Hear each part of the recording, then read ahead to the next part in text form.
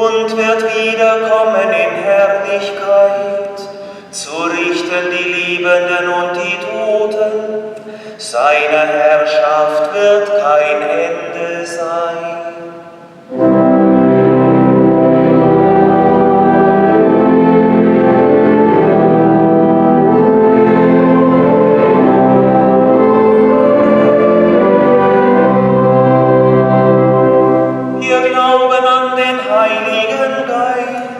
Der Herr ist und lebendig macht, der aus dem Vater und dem Sohn hervorgeht, der mit dem Vater und dem Sohn angebetet und verherrlicht wird, der gesprochen hat durch die Propheten.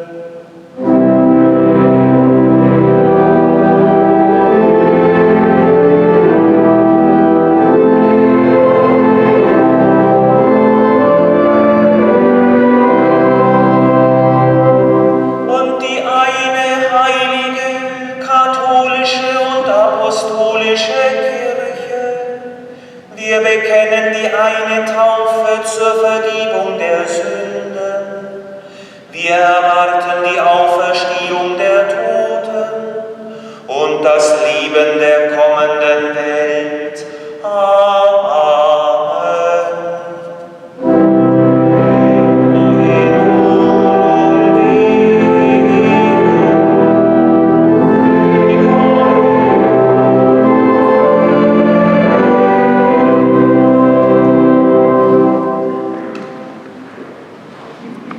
Lasst uns nun bitten um die Kraft, die uns beten lässt. Komm, Heiliger Geist, in das Leben der an Covid-19 Erkrankten und aller Kranken und zu allen, die atemlos geworden sind, die sich überschätzen und überfordern. Du Geist des Lebens, wir bitten dich, Komm, Heiliger Geist, zu allen, die Angst haben, die durch die Beschränkungen wirtschaftlich schwer getroffen sind und existenzielle Zukunftssorgen haben. Du Geist des Lebens, wir bitten dich, Komm, Heiliger Geist, in diese friedlose Welt. Leite die Regierenden und die Vertreter der Staatsgewalt in China, in den USA und weltweit. du Geist des Lebens, wir bitten dich, Komm, Heiliger Geist, zu allen, die müde geworden sind, ratlos und erwartungslos. Zu allen, die nicht mehr weiter wissen.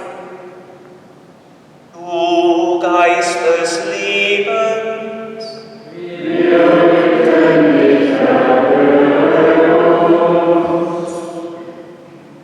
Komm, Heiliger Geist, entfache das Feuer des Glaubens neu. Belebe deine Kirche zu Treue und zu Veränderung, wo und wie es nötig ist und allen gut tut. Stärke unseren künftigen Bischof Bertram, der sich auf seine Bischofsweihe vorbereitet. Schenke uns auch den langen Atem der Geduld und Gelassenheit. du Geist des Lebens, wir bitten dich, Komm, Heiliger Geist, auch in das Leben der Toten. Vollende, was du in ihnen bei der Taufe grundgelegt hast. Komm dorthin, wo Menschen trauern, in Friedhöfe und Aufbewahrungshallen, in die Intensivstationen der Krankenhäuser, in die Wohnungen, wo plötzlich eine vertraute Stimme schweigt und ein lieber Mensch nicht mehr da ist. Wir empfehlen dir auch den verstorbenen Waldemar Otto, den Schöpfer der Figuren unseres Prozessionsweges. Du Geist des Lebens,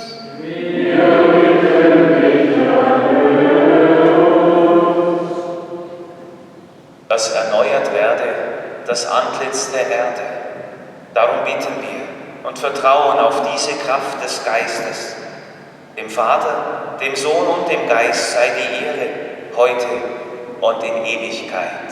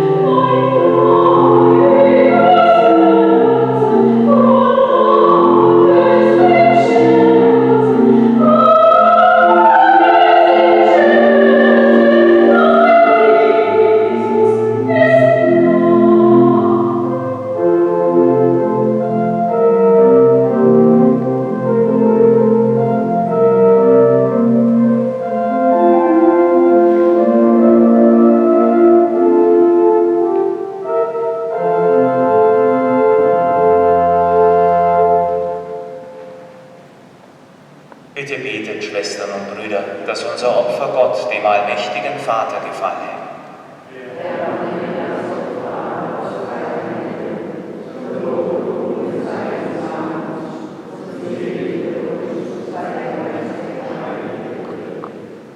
Allmächtiger Gott, erfülle die Verheißung deines Sohnes. Sende uns deinen Geist, damit er uns in die volle Wahrheit einführt und uns das Geheimnis dieses Opfers immer mehr erschließt. Darum bitten wir durch Christus, unseren Herrn. Der Herr sei mit euch. Erhebet die Herzen. Lasset uns danken dem Herrn, unserem Gott. In Wahrheit ist es würdig und recht, dir, Herr, heiliger Vater, immer und überall zu danken und diesen Tag in festlicher Freude zu feiern. Denn heute hast du das österliche Heilswerk vollendet. Heute hast du den Heiligen Geist gesandt über alle, die du mit Christus auferweckt und zu deinen Kindern berufen hast. Am Pfingsttag erfüllst du deine Kirche mit Leben.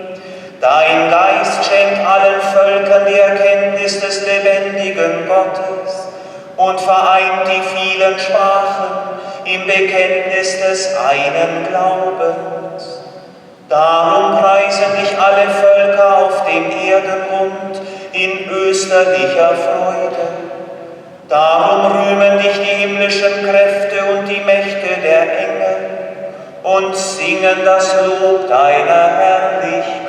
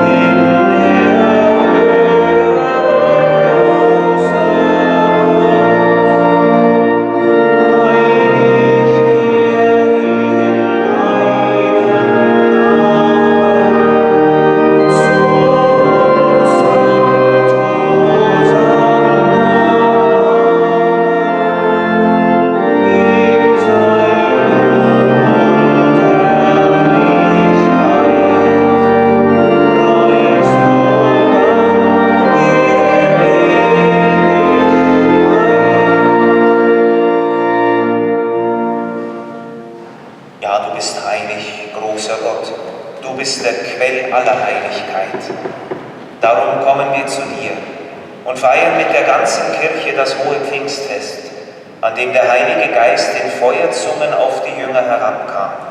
Und wir bitten dich, sende deinen Geist auf diese Gaben herab und heilige sie, damit sie uns werden Leib und Blut deines Sohnes, unseres Herrn Jesus Christus. Denn am Abend, an dem er ausgeliefert wurde und sich aus freiem Willen dem Leiden unterwarf, nahm er das Brot und sagte Dank, brach es, reichte es seinen Jüngern und sprach: Nehmet und esset alle davon, das ist mein Leib, der für euch hingegeben wird.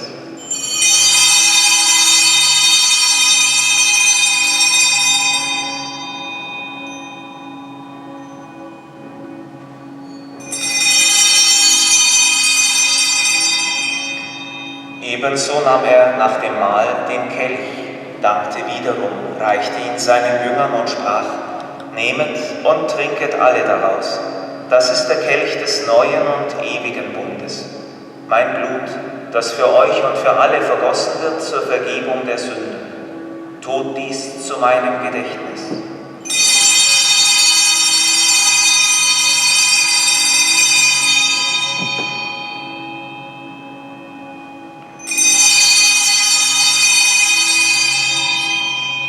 Geheimnis des Glaubens.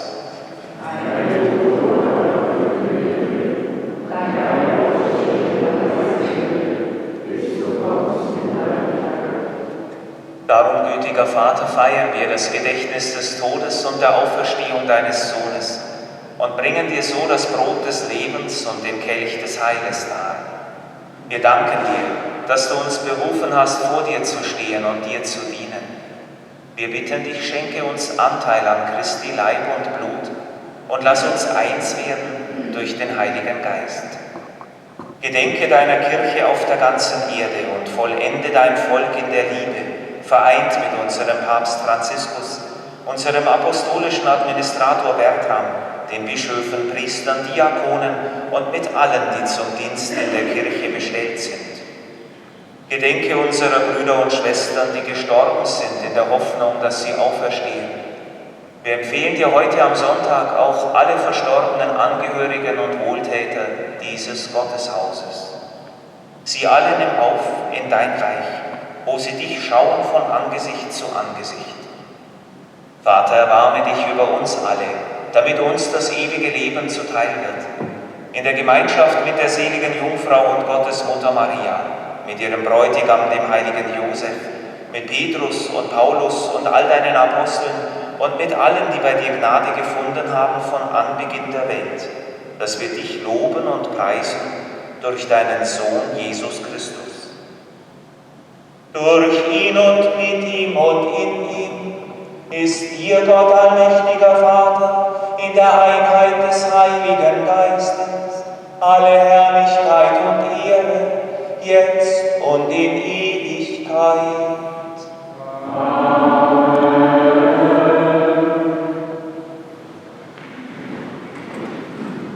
Wir haben in Taufe und Firmung den Geist empfangen, der uns zu Kindern Gottes macht. Und darum beten wir voll Vertrauen.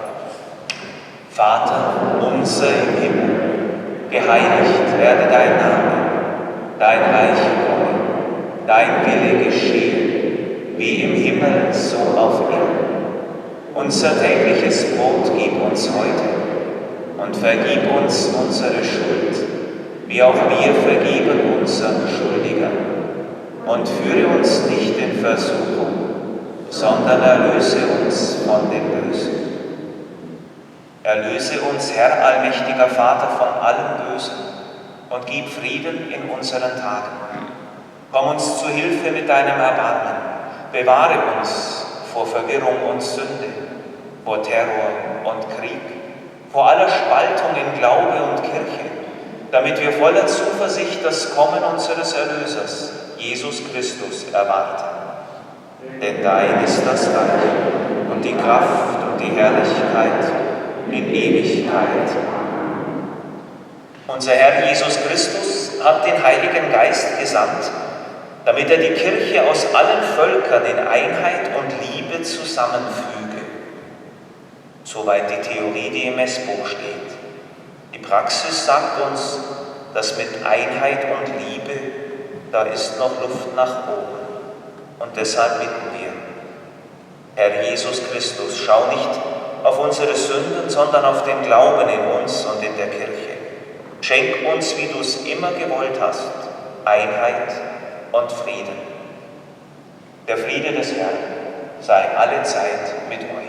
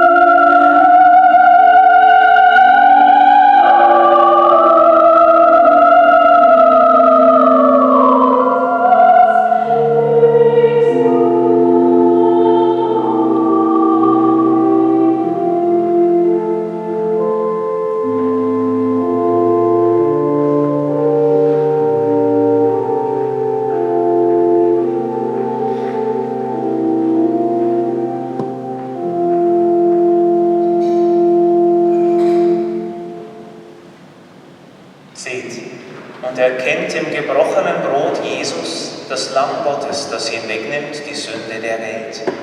Herr, ich bin nicht würdig, dass du eingehst unter mein Dach, aber sprich nur ein Wort, so wird meine Seele gesund.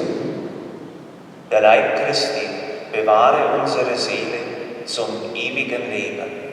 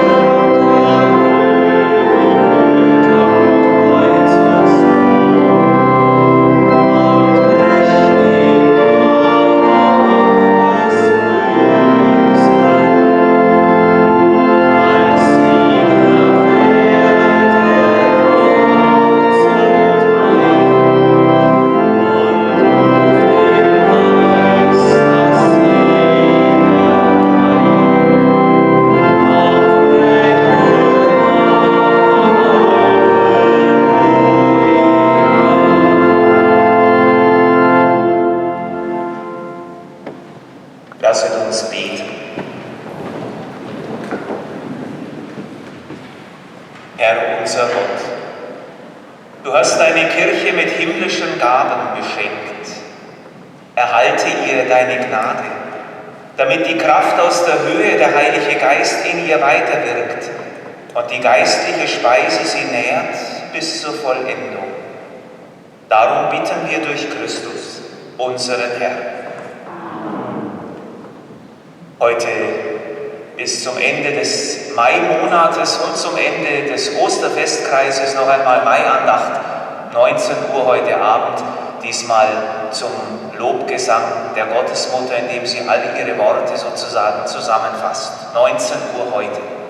Morgen am Pfingstmontag um 10 Uhr hier Messfeier, Dienstag bis Donnerstag 18 Uhr, Freitag 9 Uhr, alles drüben am Gnadenaltar. Und am kommenden Sonntag, auch Samstagabend, das Hochfest der Allerheiligsten Dreifaltigkeit. Und vergelt's Gott für die musikalische Mitgestaltung. Frau Rietsch für den Gesang, ein lieber Besuch aus meiner alten Heimat. Frau Heiler, die sie begleitet hat, Herrn Heiler, der in der Trompete zu hören war und noch einmal sein wird. Frau Mader, die die Lieder begleitet hat. Aber ebenso ein vergelt's Gott auch allen, die hier in der Kirche für Pfingsten, ja auch für Ostern, für die ganze Zeit den Schmuck herrichten, Tag für Tag treu durchhalten, unseren Mesnern, Frau Schmid, Herrn Hucker, allen Helfern, nicht zu vergessen alle Ordner, die in diesen Tagen es ermöglichen, dass wir diese Form des Gottesdienstes immerhin haben. Wenn wir bedenken, wie die Osterzeit begonnen hat, dann geht es uns jetzt schon wesentlich offener. Und ich hoffe, es wird noch offener werden. Und in die eigentliche Weite muss uns der Geist Gottes führen.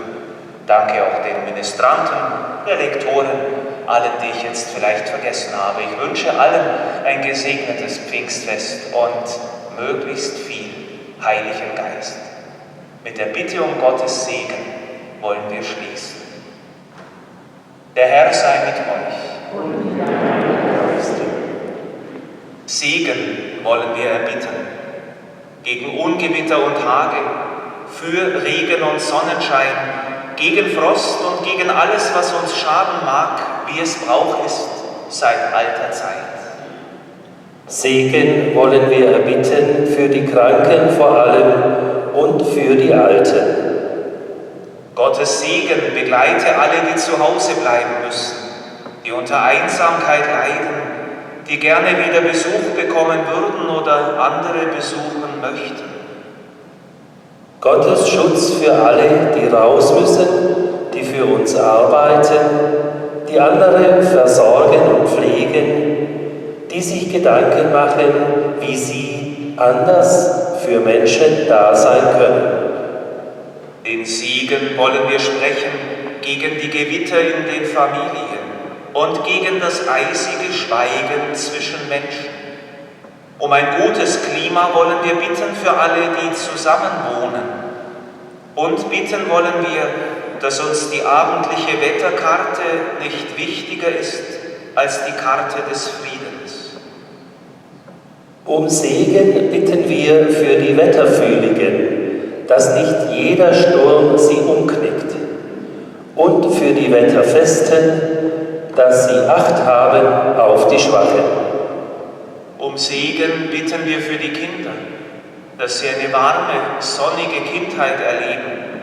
Segen für die Jugend, dass sie auch Sturm und Wetter trotzen kann und ihren Mantel nicht nach jedem Wind hängt.